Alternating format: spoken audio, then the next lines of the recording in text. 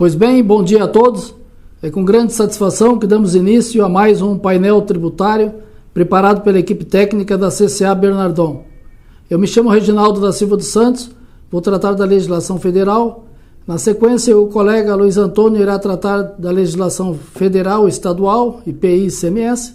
E por último, o colega André irá falar da legislação previdenciária.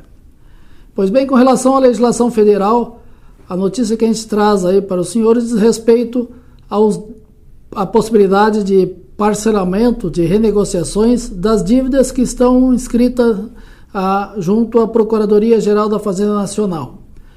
Então, como todos bem sabem, na semana passada nós anunciamos que a Lei 14.375 abriu a possibilidade de renegociação de todos os débitos fiscais federais por parte dos contribuintes, inclusive com a previsão até, além da redução de multa e juros, da utilização dos créditos de prejuízos fiscais e da base de cálculo negativa da contribuição social.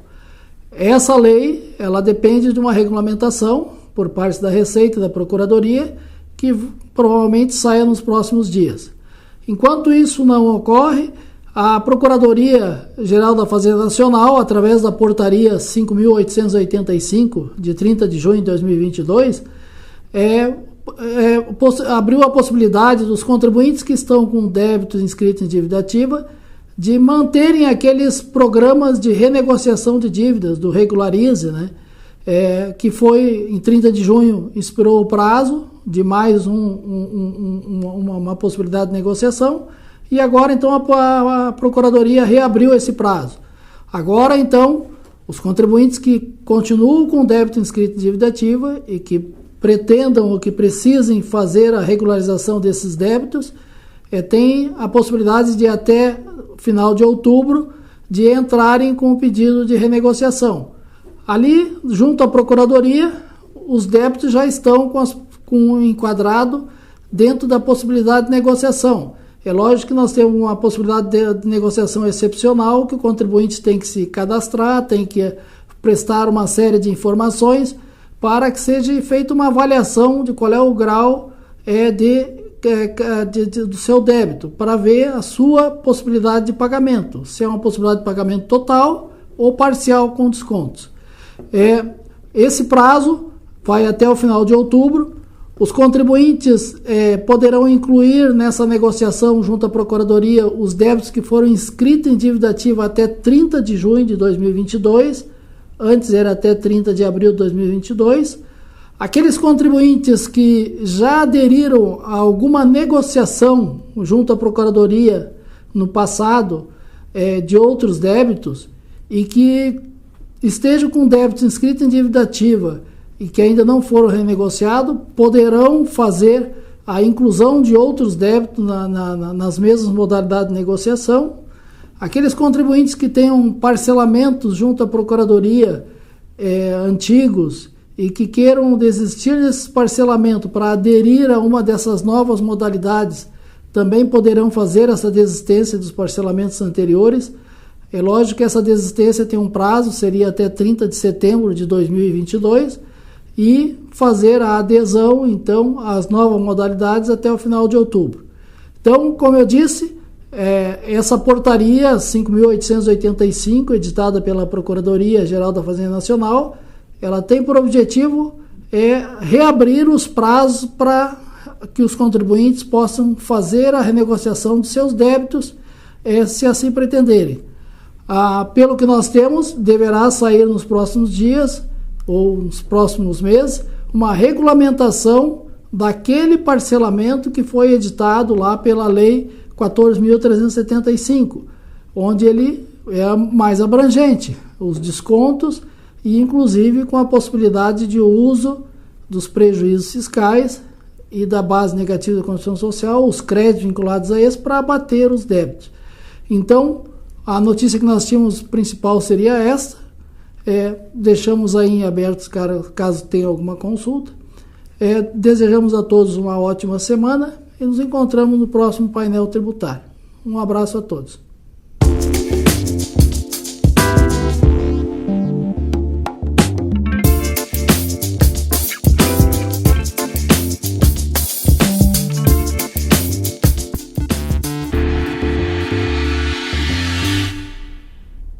Bom dia a todos. Agora vamos começar com algumas alterações na tabela do IPI e também na legislação do ICMS do Estado do Rio Grande do Sul, publicadas na semana passada. Começaremos pelas alterações na tabela do IPI, publicadas pelo Ato Declaratório Executivo da Receita Federal do Brasil, número 4. De acordo com esse ato declaratório, a tabela do IPI, aprovada lá em dezembro do ano passado, aquela do decreto 10.923, passou a vigorar a partir de 1º de julho de 2022, com algumas alterações, mantidas as alíquotas vigentes.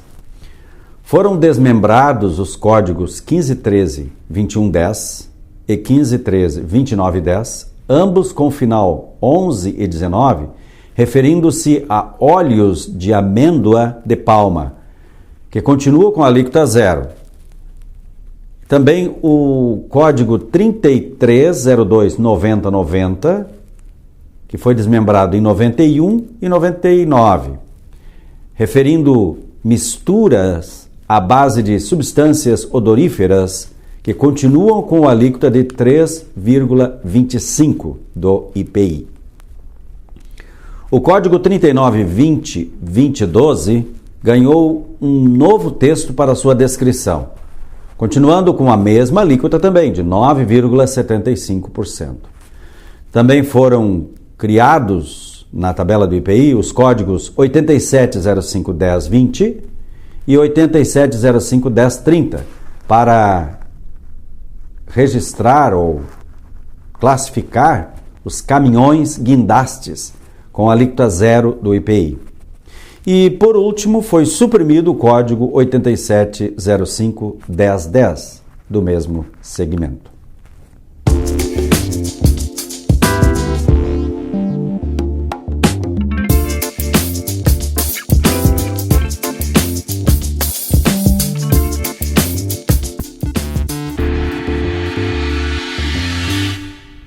Bom, agora as alterações ou notícias do ICMS. Tivemos a informação para ser divulgada, a partir de 1º de julho de 2022, quanto à eliminação de 8 segmentos de mercadorias que haviam sido tributadas por substituição tributária até 30 de junho e a partir de 1º de julho estão realmente agora revogadas estas exigências do regime de substituição tributária para estes segmentos. A medida consta do decreto 56.541 do dia 9 de junho, que estamos apenas mencionando novamente pela importância deste fato, que a partir de 1º de julho não há mais incidência da substituição tributária. Os setores ou grupos de produtos abrangidos são aparelhos celulares e cartões inteligentes, papelaria, eletrônicos, eletroeletrônicos, eletrodomésticos, artefatos de uso doméstico, bicicletas, ferramentas, materiais elétricos, máquinas e aparelhos mecânicos, elétricos, eletromecânicos e automáticos. As regras quanto ao lançamento na escrituração fiscal digital, a AFD, ICMS e IPI, relativamente ao inventário e à apuração do imposto relativo ao estoque em decorrência da exclusão de mercadorias do regime de substituição tributária, foram publicadas através da Instrução Normativa da Receita Estadual, número 48, no Diário Oficial do dia 10 de junho. Depois tivemos a publicação de um convênio 81 de 2022, no dia 28 de junho, quanto à base de cálculo de ICMS para diesel, S10 e óleo diesel. Esse convênio fixa a base de cálculo do ICMS para as operações com estes produtos e o CONFAS, considerando a decisão judicial prolatada em caráter cautelar no âmbito da ação direta de incondicionalidade 7164 do ministro André Mendonça e a necessária adequação pelos estados e também pelo Distrito Federal, definiu que a base de cálculo do imposto para fins de substituição tributária em relação às operações com diesel será até 31 de dezembro de 2022, em cada estado e no Distrito Federal, a média móvel dos preços médios praticados ao consumidor final nos 60 meses anteriores à sua fixação. Esse critério será aplicado à base de cálculo do ICMS de substituição tributária desses produtos, né? Diesel S10 e óleo diesel, e os valores apurados serão informados pelos estados e também pelo Distrito Federal até o dia 20 de cada mês para a Secretaria Executiva do CONFAS, que publicará um ato COTEP até o dia 25 do mesmo mês para vigorar até o dia 1º do mês seguinte. Excepcionalmente, em relação à primeira publicação, para efeito de aplicação destas disposições, será publicado pela Secretaria Executiva do CONFAS ato COTEP com os valores das médias móveis de cada unidade federada. O convênio 81 produz efeitos no período de 1º de julho até 31 de dezembro de 2022. Bom, diante da publicação desse convênio, então tivemos a publicação também do ato COTEP 52, divulgando a base de cálculo do ICMS de substituição tributária, então, para estes produtos, diesel S10 e óleo diesel, para cada unidade federada. Sendo que, para o Rio Grande do Sul, será considerado o valor de 3,9010 o litro de diesel S10 e de 3,8077 o litro de óleo diesel. Também em situação semelhante, nós temos o convênio 82, que é para a base de cálculo do ICMS para gasolina e gás liquefeito de petróleo, o GLP, né? P13 e o próprio GLP. Esse convênio, publicado no dia 30 de junho, fixa a base de cálculo do ICMS para as operações com gasolina e gás GLP. O anexo único do convênio 82 discrimina os valores por unidade da federação para o período de 1º de julho a 30 de setembro, sendo que os valores para o Rio Grande do Sul, a gasolina automotiva comum, tem como base 4,05 litro em reais, a gasolina automotiva premium, então em reais 6,9070 o litro, o GLP P13 e o GLP 5,8137 o quilo. A portaria RE 51, né, do Estado do Rio Grande do Sul, então, admitindo estas configurações, esses valores, né, então divulga que adotará no período de 1º de julho a 31 de julho o preço médio praticado ao consumidor final para os combustíveis, conforme indicado no convênio 82. Certamente terá uma nova portaria a partir de agosto. Depois tivemos uma informação no site da Secretaria da Receita Estadual a respeito do encerramento dos e-mails de contingência, que foi esse canal que o Estado criou para com os contribuintes durante a pandemia, né?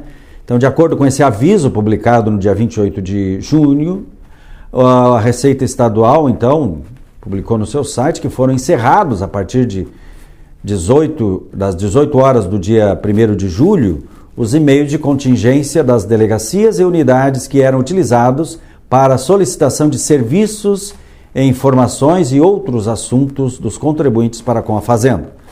A partir, então, desta data, 1º de julho, né, os serviços da Receita Estadual estarão disponíveis nos portais ECAC e também no portal Pessoa Física. Depois tivemos um decreto tratando das transferências de saldos credores de ICMS. É o decreto 56565, ele autoriza a transferência de saldo credor do ICMS que tiver sido acumulado em virtude do benefício do não estorno do crédito fiscal nas saídas isentas relativamente a equipamentos e insumos destinados à prestação de serviço de saúde, conforme uma linha acrescentada no artigo 59, inciso 2, do livro 1 do regulamento do ICMS. Também tivemos outro decreto tratando do diferimento na importação.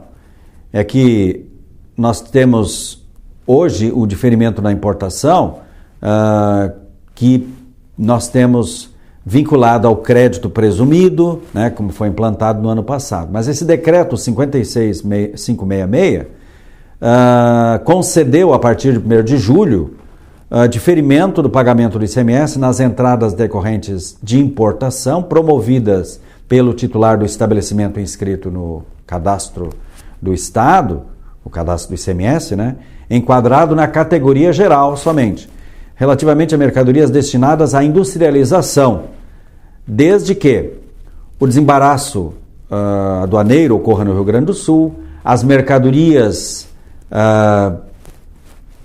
devam ser sem similar, né, no Rio Grande do Sul, conforme definido em lista a ser editada pela CAMEX, para fins de resolução do Senado, aquela resolução número 13, que tratou da alíquota de 4%, né, que nós temos, então, definido desde 2013, esta alíquota. E também com a declaração da Fiergs, comprovando a inexistência de similar no estado do Rio Grande do Sul. Também que a importação seja realizada por intermédio de portos, aeroportos, fronteira ou pontos de fronteira alfandegados situados no estado do Rio Grande do Sul. E sejam utilizados serviços de comissárias, de despacho aduaneiro ou de despachante aduaneiro estabelecido no Rio Grande do Sul, caso não realize por conta própria essa importação. E esse diferimento, então, pretende atender às demandas dos contribuintes, né, que não estão conseguindo utilizar o benefício em função das condições que foram impostas no ano passado, relativamente ao outro já concedido no mesmo sentido, devido à exigência de não similaridade com produtos fabricados no Rio Grande do Sul, o que esse novo diferimento também exige. Então, vamos ver como se comportam os contribuintes, se vão conseguir ou não este benefício, né? Já que a condição é a mesma, que não haja similaridade com produtos aqui no Rio Grande do Sul. Depois tivemos uma alteração no decreto 56573, relativamente a combustíveis, energia elétrica e comunicação, e também televisão por assinatura, que é relativa à alíquota, né?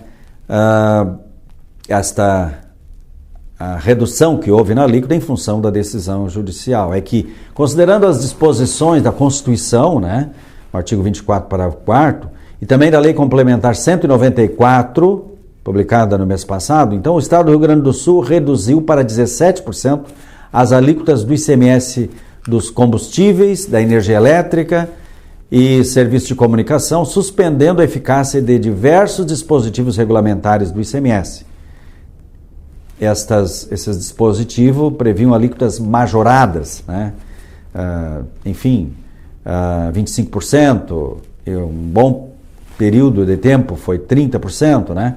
Então, também suspendeu a base de cálculo reduzida de ICMS aplicável às prestações de serviço de televisão por assinatura em decorrência da Lei Complementar Federal número 194 de 2022. Tivemos também uma instrução normativa agora, né, tratando das orientações normativas do Estado, as número 53, relativamente a informações das instituições financeiras. Foi estabelecida, então, a obrigatoriedade de prestação de informação por instituição e intermediadores financeiros, e de pagamento e por intermediadores de serviços e de negócios, em substituição à prestação de informações, que até agora era exigido, né, somente por estas, por administradoras de cartão de crédito ou de débito, em conta corrente e demais estabelecimentos similares. Então, ampliado, então, o leque de empresas, né, que estão obrigadas a prestar estas informações ao Estado, inclusive os intermediadores financeiros e intermediadores de negócios. Tivemos também a Instrução Normativa 55, que estabelece procedimentos relacionados ao valor médio ponderável móvel da base de cálculo do ICMS de substituição tributária e ao inventário mensal de mercadorias sujeitas ao ajuste da substituição tributária. Então, uma alteração vinculada ao ajuste do ICMS de substituição tributária relativa a alterações correspondente ao valor médio ponderado móvel da base de cálculo. Também realiza ajuste técnico no procedimento de adjudicação do próprio imposto relativo ao estoque de mercadorias excluídas do regime de substituição tributária, exatamente para dar suporte a estas mercadorias que, a partir de 1º de julho, ficaram fora da substituição tributária no estado do Rio Grande do Sul. Por último, a Instrução Normativa 56, ela trata dos distribuidores hospitalares, altera então a relação desses distribuidores hospitalares para fins de inaplicabilidade da substituição tributária, conforme relacionado no apêndice 35 da Instrução Normativa, e deu uma nova redação a todo este apêndice, né, relacionando todas as empresas que têm esta inaplicabilidade como direito. Então, por hora, eram essas as informações da área vinculada ao IPI e ao ICMS do Estado do Rio Grande do Sul que gostaríamos de transmitir aos senhores. A seguir, o colega André vai comentar as alterações da legislação previdenciária. Um bom dia, uma ótima semana a todos e até o próximo painel tributário da CCA.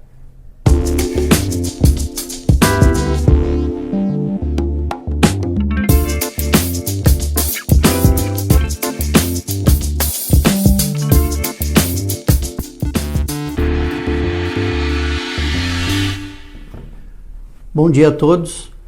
Na semana passada, o governo federal deu uma trégua e praticamente não tivemos nenhuma alteração significativa na legislação previdenciária. De importante que pode afetar um número significativo de empregadores e empregados, tivemos a publicação no portal do E-Social de uma nota em que o Instituto Nacional do Seguro Social informou que identificou que o extrato CNIS não está agrupando os contratos declarados no E-Social, que antes estavam vinculados à matrícula C do empregador pessoa física, informados via GFIP, resultando em exibição duplicada no extrato CNIS, Meu INSS e Carteira de Trabalho Digital. Por causa desta duplicação, a informação do término do contrato de trabalho enviada ao E-Social não está refletindo no contrato vinculado à matrícula SEI, deixando o contrato em aberto e podendo afetar a concessão automática de benefícios previdenciários e do seguro-desemprego.